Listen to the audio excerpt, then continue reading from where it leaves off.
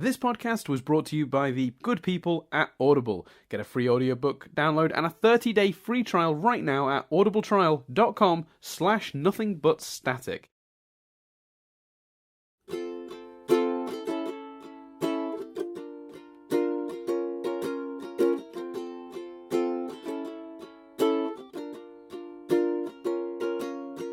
Hello and welcome to Steven University. If I sound like I've got more energy than usual, it's because we haven't done one of these for a while, and I'm super excited about it.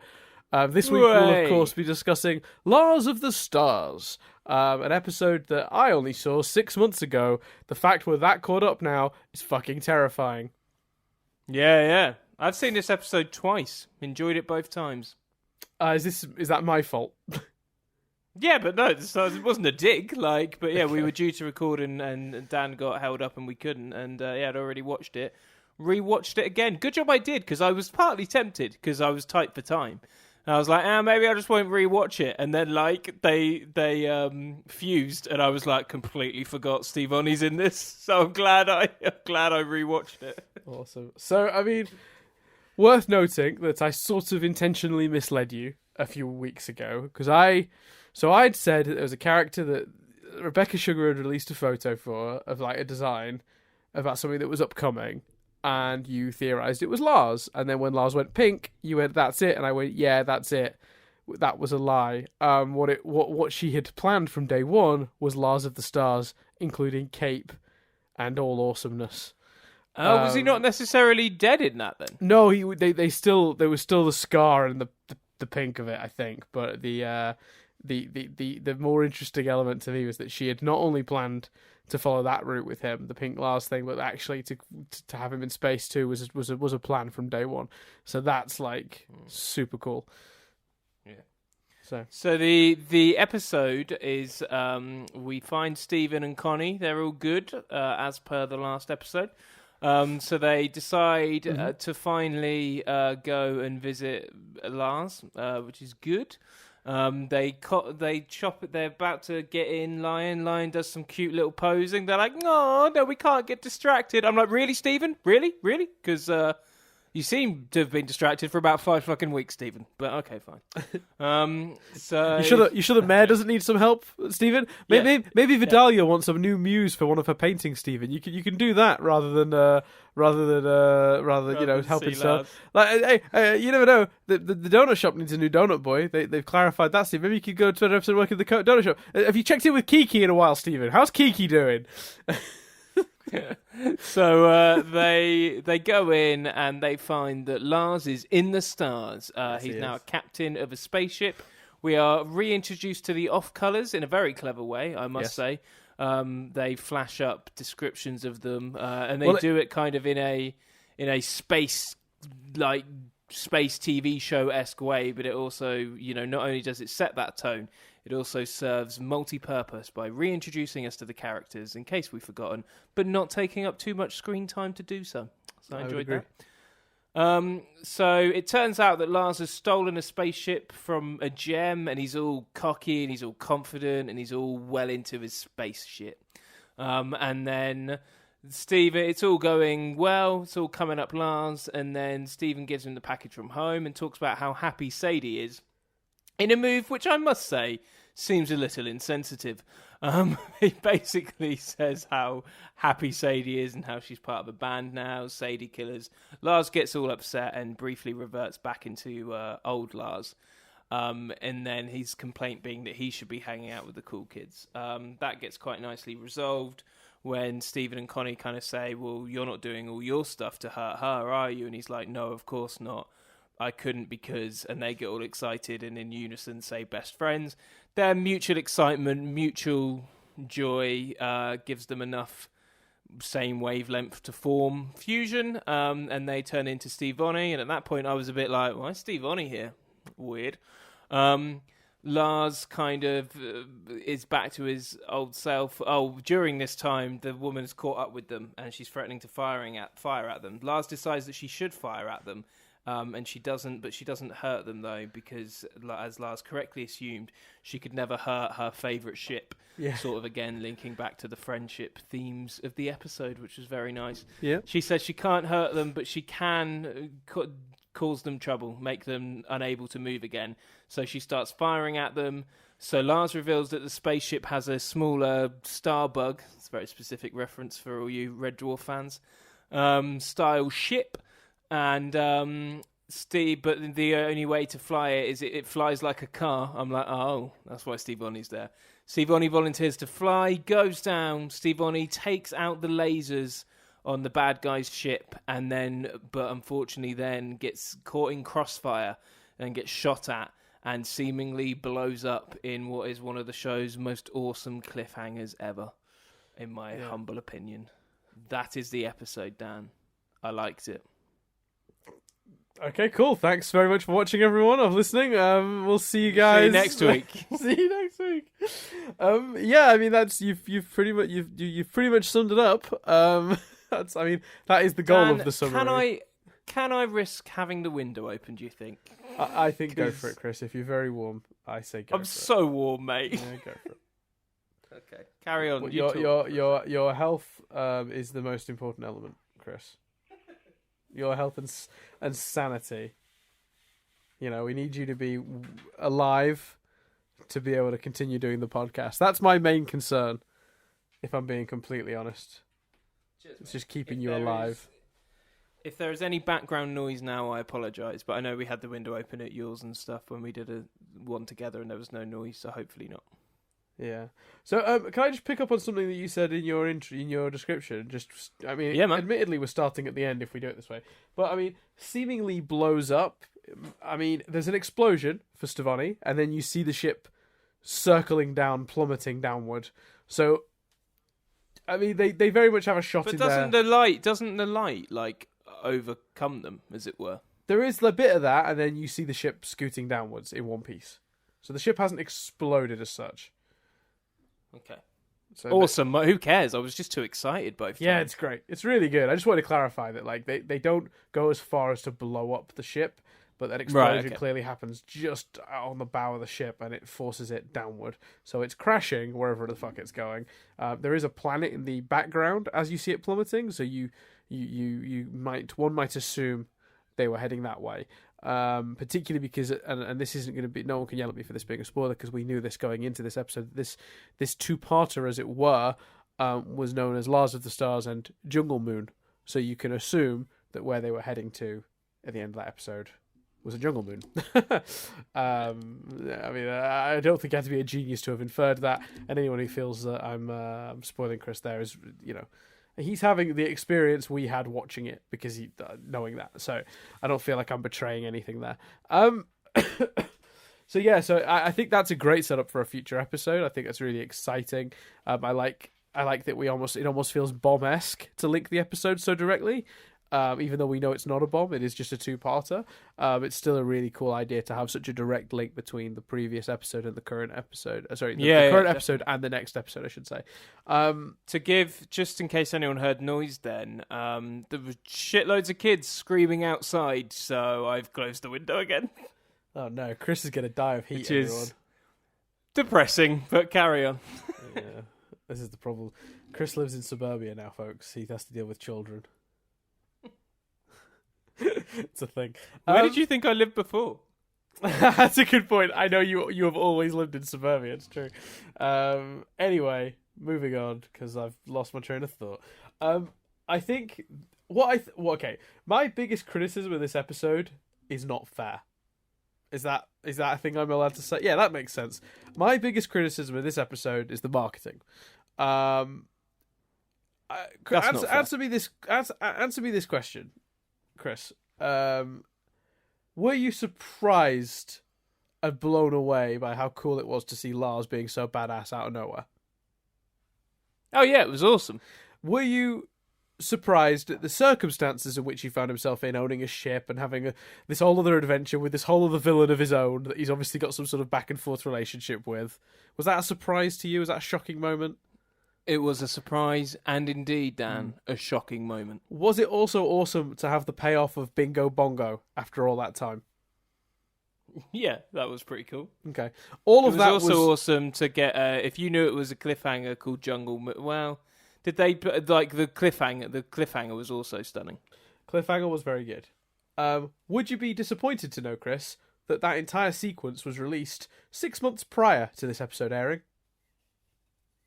6 months? Yeah, so to clarify, the reason they had to re-establish the... Wait. Had Stephen and Connie... Nope. Had Stephen and... So they clarified they were going to make up as well? Yep. Oh, wow. There's so much they blew about this. So, Comic-Con 2017, they showed, I believe, the clip of Connie leaving to set that up for some reason. Yeah. A trailer that ended in the Peridot line of, we've grown to, I can't remember the exact line, but it's, don't you think that's worth fighting for? She reaches out her hand to Lapis. A trailer that includes that, and a very misleading shot of somebody putting up a poster saying that Lion was missing, which never ended up in an episode, I don't believe, but different issue. And then the entire opening sequence of Lars of the Stars. That is really depressing. Right up to the Bingo Bongo. Now that went down gangbusters at Comic-Con, but I want to make... I can imagine, to be fair, yeah. The Bingo Bongo line got the... I mean, I would encourage you, Chris, after this, to find the clip with the audience reaction to that sequence. It's incredible. It's a very, very clever clip to choose from the I want a reaction from a Comic-Con crowd clip. But let me re-establish this for you, Chris. The reason they had to sort of... reintroduce the off-colours is because it had been 8 months since they'd been on television at that point. So to air that clip before they'd even aired the 5 episodes or the 6 episodes before it is insanity. Because then when it came back, all anyone was waiting for was Lars of the Stars. I was quite impatient to get back to Lars anyway. You were. If I'd have known that was coming, I'd be even more impatient. Insane. And I imagine it's a really difficult scenario because, and maybe it says just how much stronger this plot is than, say, Peridot and Lapis. But I imagine there's a lot of waiting for Lars now, more so than waiting for them to get back to the barn to deal with those two. Whenever they've done stuff before where something is just sat there, I don't feel it's been as cool and interesting as they've set up this to be. Well, it's tricky as well because you're in a situation now where like Lars is clearly capable of looking after himself. So there's no, if let's say at the end of this 2-part episode, Steven's back on Earth, there's no immediate rush for him to catch up with Lars now because Lars is clearly safe and looking after himself and doing well. So it's hard to even justify why Steven would need to come back at this stage. So that's part of it. But do you acknowledge, Chris, that a huge part of what's good about this episode is that opening sequence? And minus that, essentially, they talk a bit on the bridge, Emerald shows up, and Stevonnie gets shot down. Did you know Stevonnie was going to be in it? No, that bit was a surprise. I don't think that's the coolest surprise in the world, though. Like, it's always awesome to see a fusion, and it's nice to see Stevonnie because it highlights just how okay they are after their fight. Well, yeah, that's exactly when it. When it first happens, I was a bit like I said, I was a bit like, why is Stevonnie here? Yeah. They kind of made it work with the car thing, but like when Steven and Connie formed Stevonnie, they didn't know that they would be needed driving skills wise. They just sort of it's actually a weird. It is one of the most forced fusions I've ever, because usually in the show they like have them like embrace in a powerful moment and then they fuse or whatever by accident. Whenever an accidental fusion has happened, there's usually been a pretty good build up to it. This is like they say the word friends and on that point they fuse together and it's like, oh, because they remembered their friends. It's like it is certainly one of the weaker excuses to force a fusion into proceedings. And what's even cooler is potentially like, I remember thinking when I got to the end of Lars of the Stars, what's cool about this, in my opinion, is that we're in this weird situation now where Stevonnie was in the ship when it was crashing. Maybe the next episode is a Stevonnie episode. Yeah. and that so it did add a little bit to the to that cliffhanger, knowing that they were Stevonnie. So it's almost worth it. Yeah, but I don't, especially working on the same assumption as you that we're not about to do a Lars arc. I don't want to see Stevonnie. I love Stephen and Connie. I like Stevonnie. I think we've had some great Stephen and Connie stuff, as discussed over the last 5 episodes. But right now, I just want me some Lars. I don't want Stephen and Connie faffing about on a planet called Jungle Moon. Personally, I want my Lars fix. Yeah, I think that's reasonable, and I think that the show has done a great job making Lars such an imagine a world, Chris, early in this show where you say that sentence. Yeah, absolutely, and that's Stephen and Connie will be in the next episode together. The 2 characters that you were very invested in early on in being together, and it involves their fusion potentially because the fusion was in the ship when the ship was going down. They're going to be trapped out in space. Think about that. From the era of Stephen and Connie go to the movies being a plot. I tell you, Stephen and Connie trapped in space on a crashing ship, fused together, and your mind melts. And you go, I want to see that immediately, right? But yet here we are, with that being a prospective potential next episode, a likely route for the next episode based on the title and the setup. And yet you're like, oh, I want Lars. If I could go back and tell you that's how you'd feel, you wouldn't believe me. Yeah, that's true. That's you very absolutely true. Wouldn't believe me, and that's kind of amazing. And it's a big sort of lots of credit to the writers for having sort of attained that, because I do think it's amazing they've made me care that much about these circumstances. Switching to sort of the Lars of it. There's so many great payoffs in that sort of first few minutes of this episode regarding Lars. I feel a little bit that that's enough, because it's exactly what you said. There's a reason you predicted there was a very good chance we would come back to Lars and he would have already had that journey to being the heroic type, because now we know he's endeavouring to be more heroic. Where's the story in him getting more heroic slowly? Is it not more interesting now to cut back to him and have him already having made that journey and then tell stories about more heroic Lars? Yeah, absolutely. But I'm talking about wanting to see more heroic Lars. So just to see plot points with that. I don't want to spend more time with Lars next week than Stephen and Connie to see his character progression. I just want to see what's happening with him. Yeah, but story-wise though, you get it. I think in this episode, he's living a Star Trek-esque life, stealing spaceships, being a general nuisance to Emerald, and I think that's it's almost like Lars has stepped into a TV show of his own now called Lars of the Stars, and its premise is such that I know roughly what his adventures are like. He rockets through space, he gets into scrapes. Every week the bad guy comes up on the screen and says, "I'll get you next time, Lars," and he escapes again laughing. I know what that show is. Do you know what I mean? So I don't know how much I want to see. Yeah, but I kind of want to see more and more of that, because for me, and this could be a point where I'm making a prediction that people won't know whether I'm right or not. You'll have to tell me. But I'm predicting where we still are, where you are from your context at the moment. Lars is still in space, yeah? I don't know if I'm willing to answer that question.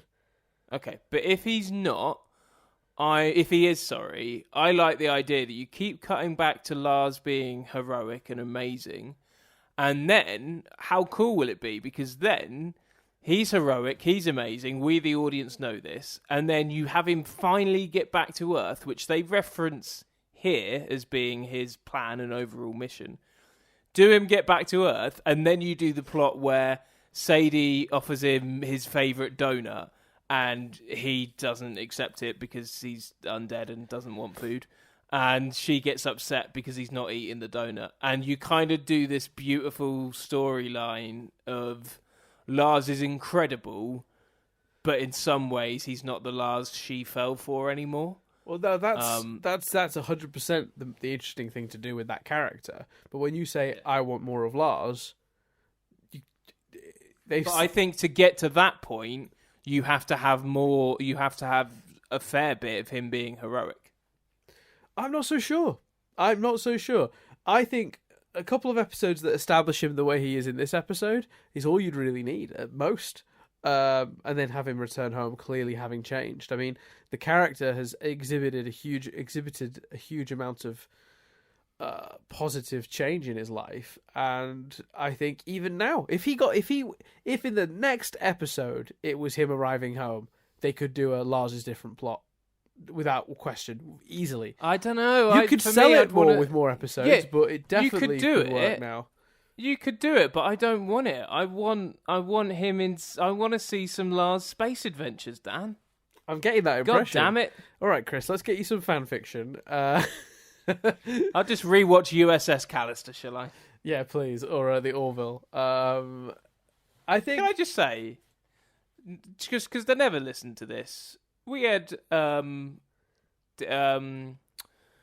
dinner with 4 friends on two other couples on Saturday, and I've been telling 2 of the friends for a year, whatever, to watch Black Mirror. They've been going, no, isn't that show about the guy who like has sex with a pig? And I'm like, don't watch series 1, episode 1 first. They're like, what? I'm like, watch season, because they're banging into comic books and heroes and all that stuff. I'm like, watch season 4, episode 1, and then you'll be hooked. But start with season 4, episode 1. Start with USS Callister. And they're like, really? I'm like, yeah, sure. So they do it. They love the show, and they're working their way through it now. Our other friends have never watched it either. And the other day, like, our friend is like, oh, it's okay. All you need to do is start on season 4. I'm like, fuck off. That's been my advice for months, and now you're taking the credit. That just annoyed me.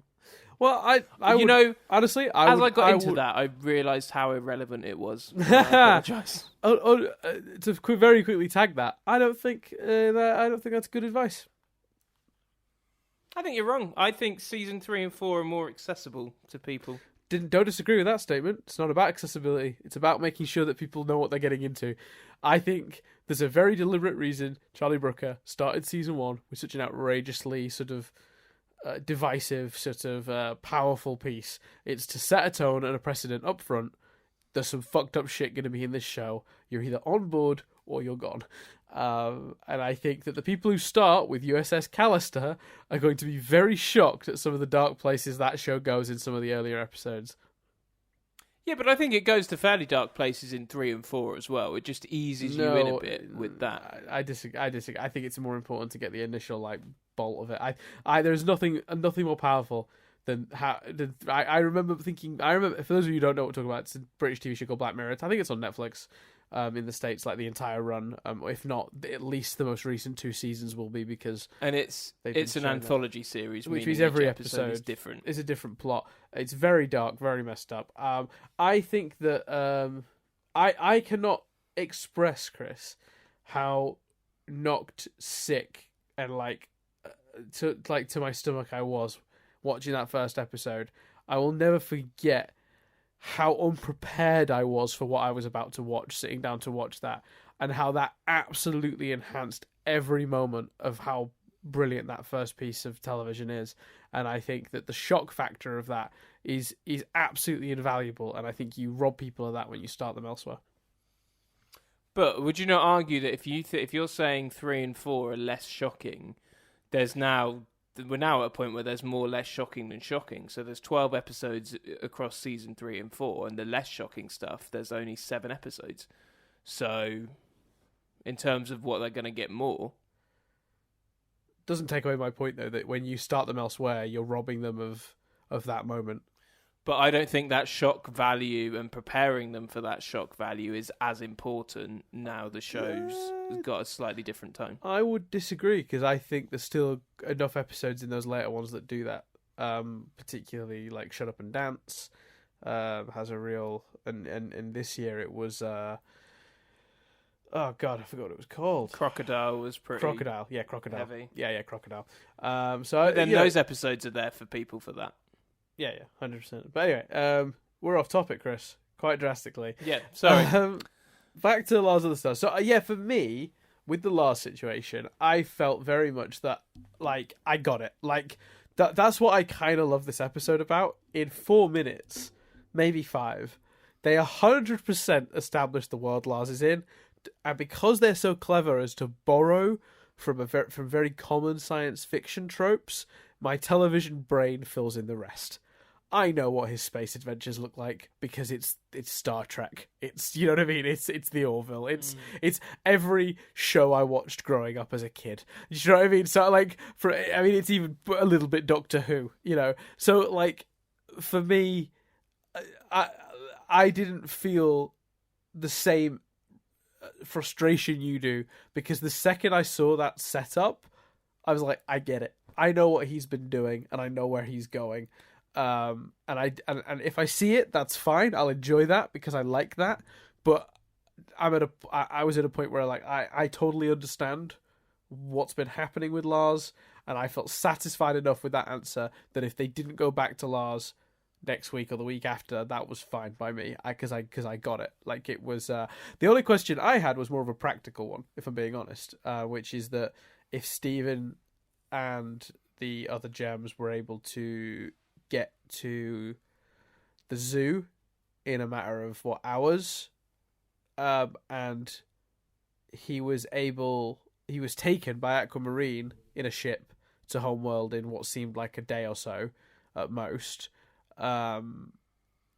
If Lars is in Emerald's fastest ship, why isn't he home yet?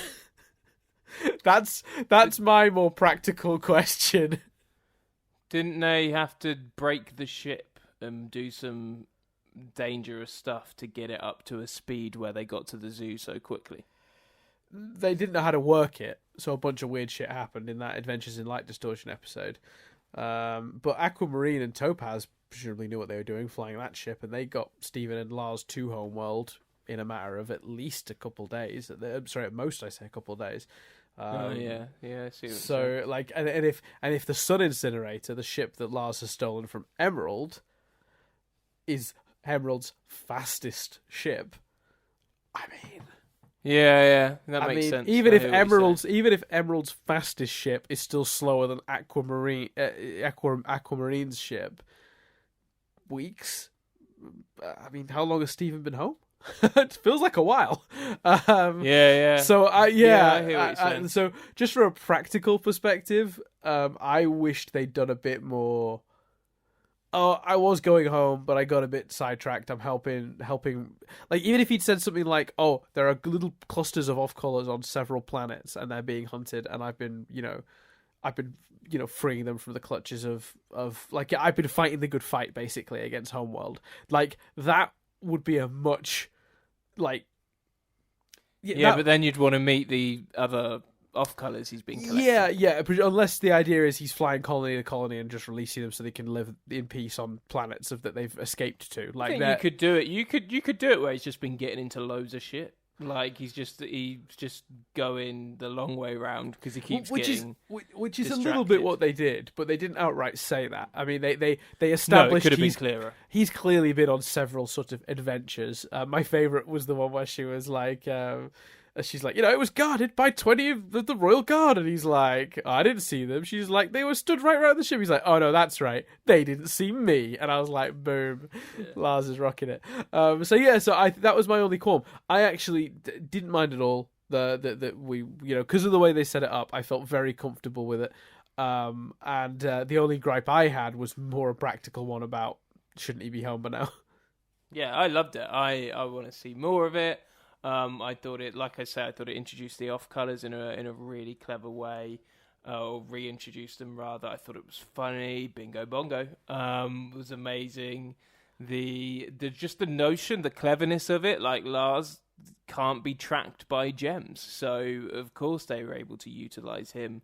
And obviously he's got his newfound confidence. I love that they continued that. I must admit, I didn't love the bit.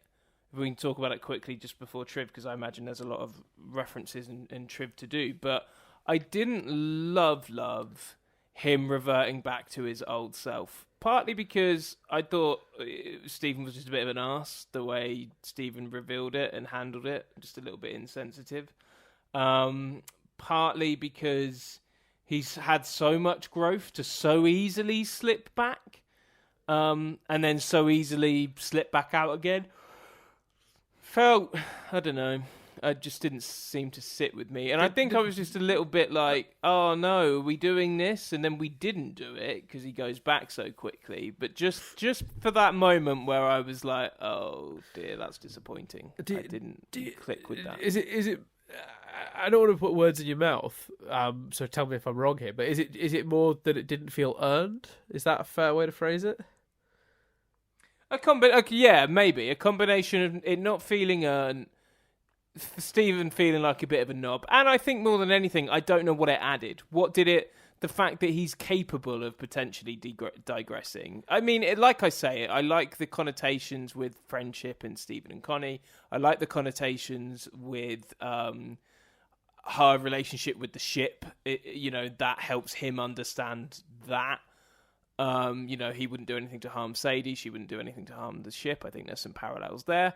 But so I suppose that's justification from both a plot point and a character point.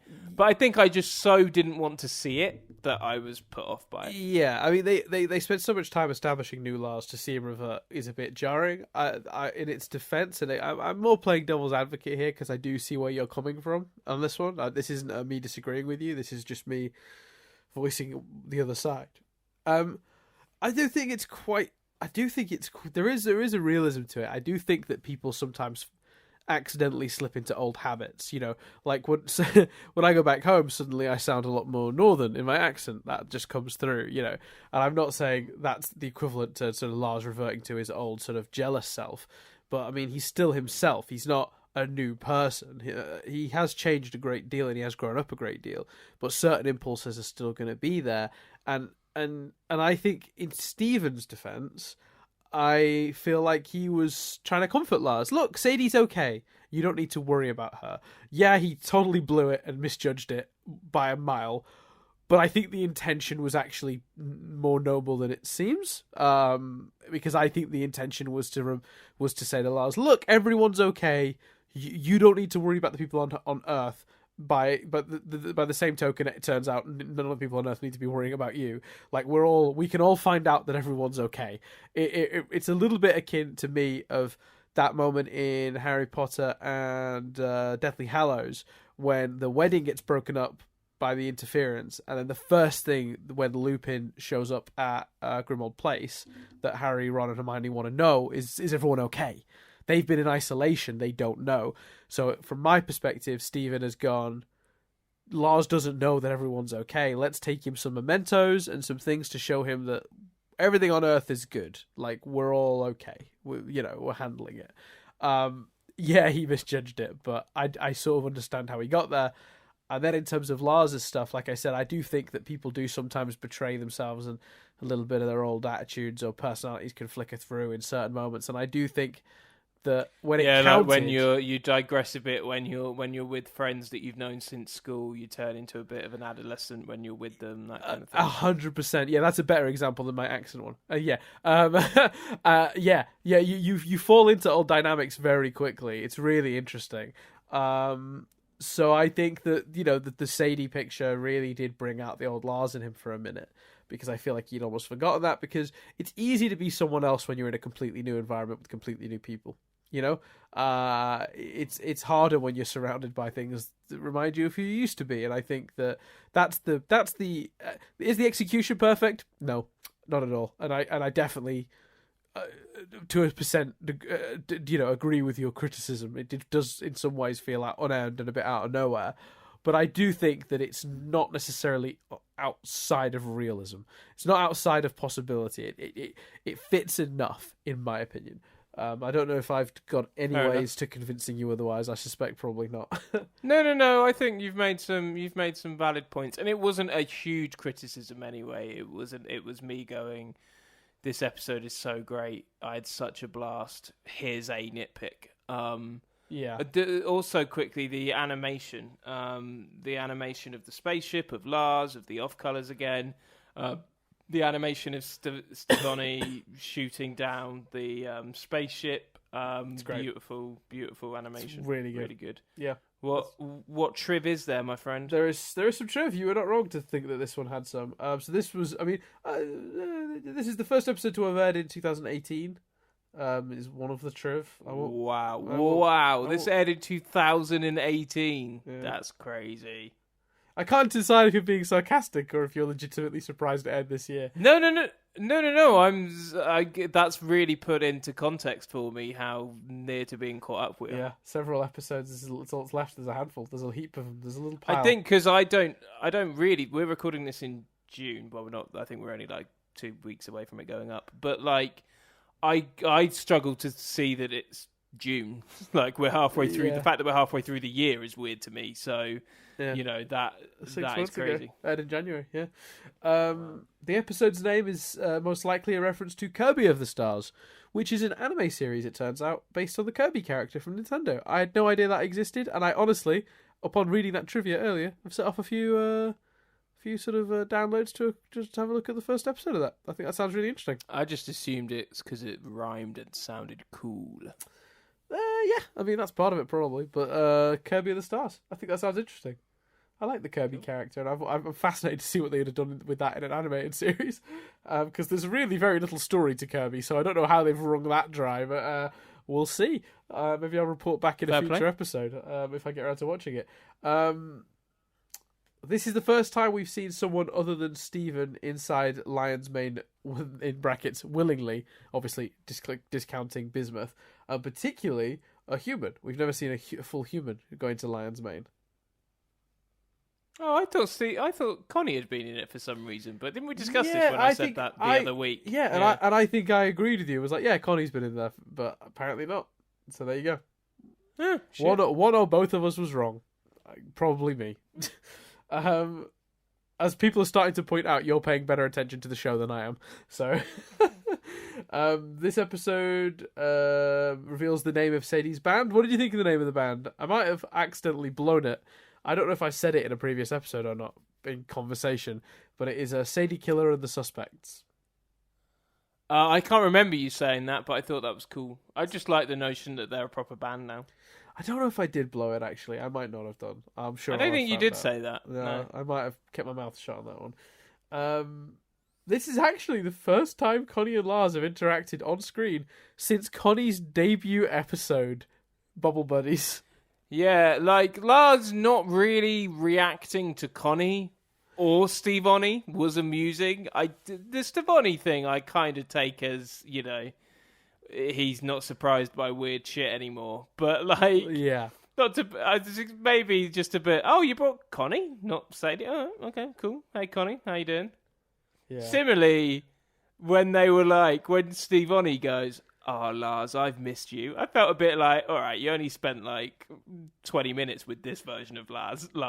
Like, yeah, but I suppose I suppose that was Steven talking just in general. I know, no, but he says it after Lars does something really brave, and I just think there's an element of, well, you've not really missed this. That's like if I spent 20 minutes with you, and you were lifting weights, and then I saw you again. And you just, like, picked up a sofa with one hand, and I went, oh, Dan, I've missed you. You'd be a bit like, you don't really know this side of me, mate. I've been learning to lift sofas in your absence. Such a weird analogy, but I'll take it. It would also, I think because of the scenario, it would be, the miss you would automatically become sexualized, but I'm all right with that. I mean, our relationship is that enough, like, on its own. Like, which is incidentally why you've not done loads of weights and learned to. Yeah. I'm intentionally gaining weight to repel Chris, everyone. Because it's one of those things where Chris, if it wasn't for this podcast, it would just happen, and that's, you know, we need to keep a level of professionalism, Chris. Because I just think otherwise, I mean, particularly your wedding is going to be awkward. Yeah. We're destined, otherwise, we'd be destined unrelated to that, I am so sweaty. Right, carry on. Wow. You should not have put that sentence so close to... so warm, Dan. It's not because of those images. Anyway, right. Right. Yeah, Lars's outfit has a resemblance to the outfit and titular main character of the manga anime Space Pirate Captain Harlock. And the iconic cape is specifically identical to Lars's. Additionally, several skull imagery pieces, such as Lars's gauges and the Star Skipper, are also apparently allusions to that same anime. And even more allusions to that same anime. Emerald, the villain here, is also likely a reference to Harlock's rival, a female pirate called Emeralds. So Emerald has and even weirder, Emerald has an eye as a gem in her eye to represent the eye patch of Emeralds, the villain from Space Pirate Captain Harlock. So clearly, that's some detailed referencing. Yeah, that's like 3 or 4 major little references. I think that's pretty cool. I'll take it. The warning signs on the spaceship's walls appear to bear a striking resemblance to a similar sequence in the anime Neon Genesis Evangelion, which we've talked about on this show before, and I mispronounced previously. Hopefully I got it right that time. And also likely the intro to the game Xenogears. Get this one, Chris. You'll love this one. Upsilon 9, the name of the planet Lars crashed Emerald's personal shuttle onto, may very well be a nod to the Epsilon 2 planet from the Orville. Oh, that's cool. Isn't that great? Yeah. I hope that's true. I hope that's true. I hope that's true. I hope they gave that show a nod in this context. Yeah, because I think that show doesn't get enough credit for being more Star Trek than Star Trek Discovery. Star Trek Discovery was very good, but if you like Star Trek, as in a classic, watch The Orville. Yeah, and if you watch the trailer or even the first 2 episodes and assumed it was a spoof, then please go back to it because it becomes very genuine. Like, it's not in any way taking the mick or spoofing those shows. It is a love letter. Just one of those shows. It is. Honestly, I've said it before, I'll say it again. Seth MacFarlane pulled a bait and switch on Fox. He told them it was a Star Trek spoof. He just wanted to make Star Trek, and he is now doing that. He's created lore and backstory and alien races, and it's all really interestingly done. And there's a lot of really good comedy and some really good heart to it. It's actually a very good show, surprisingly, because of some of the people involved. Rhodonite's line, "A huge battleship is approaching fast," may be a reference to the video game Darius, in which some very similar lines of text appear whenever a boss enemy approaches. In terms of the continuity, Stephen actually mentions the there's a lot of callbacks to Lars's oh god, let me just quickly flick through this properly because I've lost my train of thought and place in this block of text. So I'll start again. Lars's skull gauges from the episodes Horror Club and Tiger Philanthropist are part of his parents' care packages. MC Bear also makes a return from those episodes. Also, in terms of references to previous episodes, obviously Steve Oni references driving a car, which is a reference to Beach City Drift. And I thought this was really interesting. When Stevoni forms, you know how they all had labels, so it was, Lars of the Stars, like Captain, I can't remember, Road Knight, Pilot or whatever. I can't remember, they all had like titles or whatever.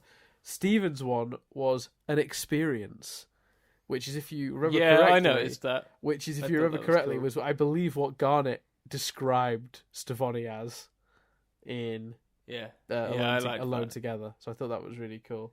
And also I thought, from a design perspective, Connie's previous hair change from between Dewey Wins and Kevin Party means that Stevoni's hair is now shorter, as it was in their previous appearance, certainly compared to one of their previous appearances.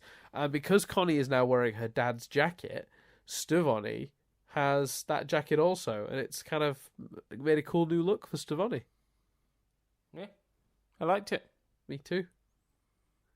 Cool. So there you go. That's all the truth. There you go. Quite a lot of truth. That's all the truth. That was a bit. On a reference heavy episode, that was to be expected. Yeah. I thought it was very good. There you go. I'm excited for Jungle Moon. Excellent. Well, that's the state I would want you to be in, considering that what we're now going to do is watch Jungle Moon and discuss it.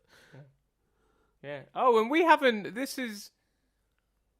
Is this the first episode after we would slightly apologies? Basically, I think this is because we've had a gap. I believe. Yeah, I'm right. This is the first episode we've done since the last episode, and during that, I had a couple of ciders. So apologies if the podcast was affected by that. If you want to check out the madness that followed, it's number 151 on nothingbutstatic.co.uk. Is this the first one after that? Yeah, it will be, I think. But I can actually, on that note, I just want to make two apologies very quickly. I'm pretty sure that I referenced Stevonnie by accident as a she on one or two occasions. Not certain because I haven't listened to it back, but I remember afterwards thinking like, "Ah, crap, just the wrong pronoun." Sometimes society has just drilled this shit into you, Chris. You can't get around it. Fair enough. We live in.